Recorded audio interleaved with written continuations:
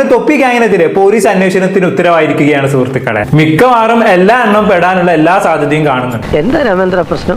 എന്തായാലും ഇവന്മാരുടെ കേസ് പോലീസിൽ എത്തിയിട്ടുണ്ട്. കാരണം അമ്മാതിരി അലിഗേഷനല്ലേ കഴിഞ്ഞ കുറച്ച് ദിവസങ്ങളായിട്ട് അങ്ങോട്ടും ഇങ്ങോട്ടും ഉന്നയിച്ചുകൊണ്ടിരിക്കുന്നത്. പെണ്ണുപിടി, ഡ്രഗ്സ്, ഇനി ഉന്നയിക്കാനൊന്നും ബാക്കിയില്ല. വേണ്ട വേണ്ട, നീ പലതവണ പറഞ്ഞതാ, കേട്ടില്ല.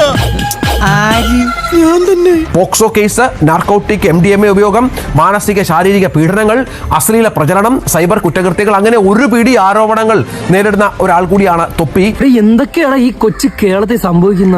തൊപ്പിക്ക് നല്ലോണം കക്കാനും അറിയാം, നിൽക്കാനും അറിയാം. പക്ഷെ ഇവന്മാരുണ്ടല്ലോ, ഇവന്റെ ഈ ഗ്യാങ്ങിൽ നിന്ന് ഇറങ്ങി വന്നവന്മാര്, ഇവന്മാർക്ക് അതിനുള്ള കഴിവില്ല. ഇനിയിപ്പോ എന്താ ചെയ്യുക? ഒരു ആന കുത്താൻ വരികയാണെന്ന് കരുതി നീ അങ്ങോട്ട് നേരിടും. ഇവന്മാർക്ക് കക്കാൻ മാത്രമേ അറിയത്തുള്ളൂ, നിൽക്കാൻ അറിയില്ല. എന്തിനു പറയുന്നു? മര്യാദയ്ക്ക് ഇവന്മാർക്ക് ലൈവിൽ വന്ന് സംസാരിക്കാൻ പോലും അറിയത്തില്ല. എന്തൊക്കെയാണ് ഇവന്മാര് ലൈവിൽ വന്ന് വിളിച്ചു പറയുന്നത്?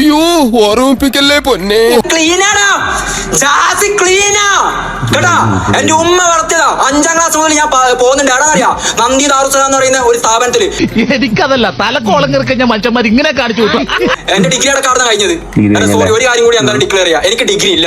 എനിക്ക് ഡിഗ്രി ഇല്ല. ഇവിടെ പറയുന്ന നിനക്കില്ലേലും കേൾക്കുന്ന എനിക്കില്ലടാ ഒരു ചളുപ്പ്. ഷോറൂമിന്റെ അടുത്ത് ചെല്ലോട് ഇവൻ പോൺ സൈറ്റ് നോക്കിയിട്ട് വേണം. ആണുങ്ങൾ വിടും. ഓക്കെ, അതിന് സീനൊന്നുമില്ല. ഞാൻ ബാത്റൂമിൽ വിടുള്ളൂ. പിന്നെ നിന്നെ ആദ്യം കണ്ടപ്പോ തന്നെ എനിക്ക് മനസ്സിലായതാ, നീ വെറും കൂതറയല്ല, ലോക കൂതറയാണ്. ഞാൻ പബ്ലിക്കായിട്ട് കുടിച്ചില്ല, സിഗരറ്റും വലിച്ച തെളിയിക്കാൻ പറ്റിയ പാടാ. എന്റെ ഐഫോണും തരാം, വീടിന്റെ ആധാരം വെച്ചിട്ട് 3 ലക്ഷം റുപ്യ തരാം.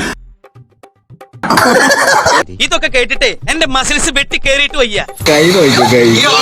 നീ എന്താ കാണിക്കുന്നത്? ഇങ്ങനെയുള്ള സന്ദർഭങ്ങളിലാണ് നമ്മൾ സ്വയം നിയന്ത്രിക്കേണ്ടത്. Self control. ഇത് പണ്ട് ഇവര് മലേഷ്യയിൽ ട്രിപ്പ് പോയപ്പോൾ വ്ളോഗാണ് കേട്ടോ. അതില് ലൈവായിട്ട് ചെമ്മീർ ഒറ്റ കയറി പിടിച്ചതാണ് നമ്മളിപ്പോ കണ്ടത്. അപ്പൊ പ്രതീക്ഷയ്ക്ക് വകയുണ്ട്. ഇവന്മാർക്ക് മുന്നിൽ ആകെ ഒരു ലക്ഷ്യമേ ഉള്ളൂ. കുറെ ഡ്രഗ്സ് അടിക്കണം, കുറെ പെണ്ണ് പിടിക്കണം, കുറെ വാണം വിടണം. എന്ത് പറ്റിയടാ?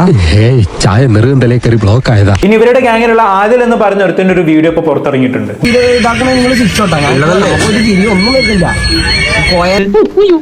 നിന്നെ പോലത്തെ ഒരു മരമണ്ടന്റെ കൂടെ ഇങ്ങനെ ഒരു മണ്ടത്തരത്തിന് ഇറങ്ങി തിരിച്ചല്ലോ ഓർത്ത് ചെയ്തു പോയത്. ചെക്കനെ കണ്ണൊക്കെ നോക്കി ഇങ്ങോട്ട് കിറങ്ങിയിരിക്കാണില്ലേ. കണ്ണൊന്നും പൊന്തിക്കാൻ പറ്റുന്നില്ല. കണ്ടാൽ തന്നെ മനസ്സിലാവും എന്തോ കാര്യമായിട്ട് അടിച്ചിട്ടുണ്ടെന്ന്. റൂട്ടസ് ഒക്കെ നിന്റെ മുമ്പിൽ എന്തൊരു ഡീസന്റ്. ചേട്ടന്റെ അമ്മയ്ക്ക് ഹോസ്പിറ്റലിൽ കൊണ്ടാകുമ്പോൾ തൊപ്പി ക്യാഷ് വല്ലതും തന്നു.